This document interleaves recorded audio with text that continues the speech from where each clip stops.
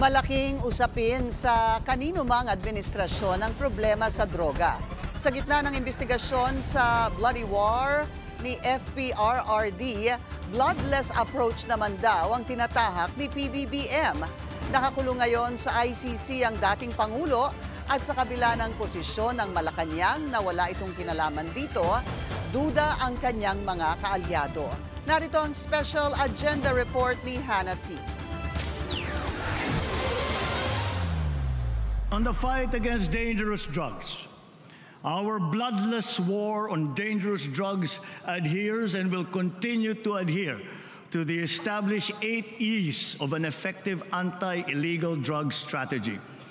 Extermination was never one of them.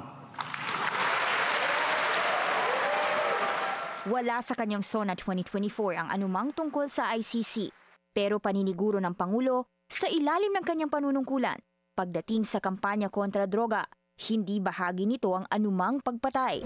Pero bago pa man ang rebranding ng War on Drugs, may nangyari ng madugong kasaysayan nito. Tinanggap ng ICC ang 1,000 ebidensya laban sa kanyang predecessor, si dating Pangulong Rodrigo Duterte, na ngayon nasa custody na ng korte.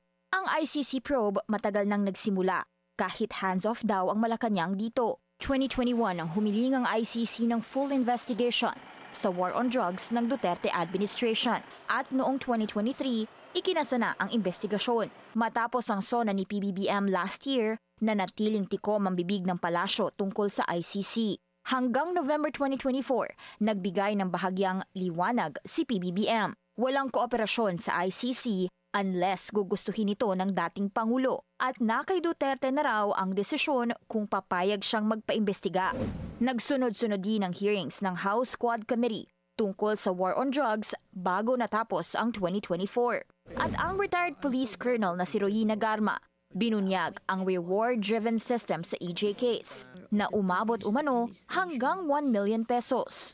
Pagpasok ng January 2025, umugong ang pahayag ni Justice Secretary Boying Remulla na handa raw ang Pilipinas umupo sa isang mesa kasama ang ICC. Pero kinalaunan, nilinaw ng palasyo, hindi sila nakikiisa, hindi sila tumutulong at walang pagbabago sa posisyon. Pero sa panig ng ICC, tuloy lang ang proseso. February 10, naghain ng application for arrest warrant ang ICC prosecutor laban kay Duterte. Ang basehan, crimes against humanity, at ang papel ni Duterte, indirect co-perpetrator. Hindi raw siya direktang pumatay, pero siya ang nagdisenyo ng sistemang ito. March 7, inaprubahan ng pre-trial chamber ang warrant. At pagsapit ng March 11, nangyari na nga ang kasaysayan sa NAIA. Dumating si Duterte galing sa isang Thanksgiving event sa Hong Kong. Sa eroplano pa lang, inaresto na siya dahil sa isang Interpol diffusion notice na ipinasa sa PNP at DOJ.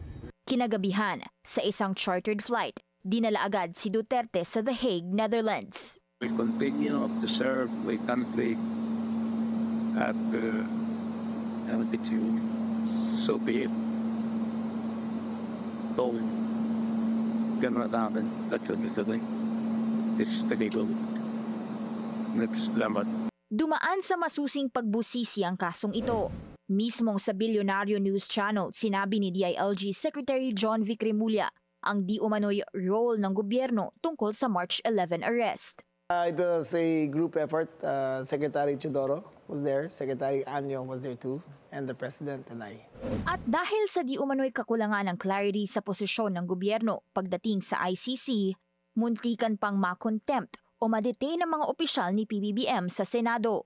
Fast forward to June 19, sinabi ng Malacanang na bukas sila sa usapang muling pagkasapi ng Pilipinas sa ICC. Sa mga ganitong suggestion, open naman po ang Pangulo para po ito ay mapag-usapan. 2019 nang formal na kumalas ang Pilipinas sa ICC, isang taon matapos ang revocation sa Rome Statute.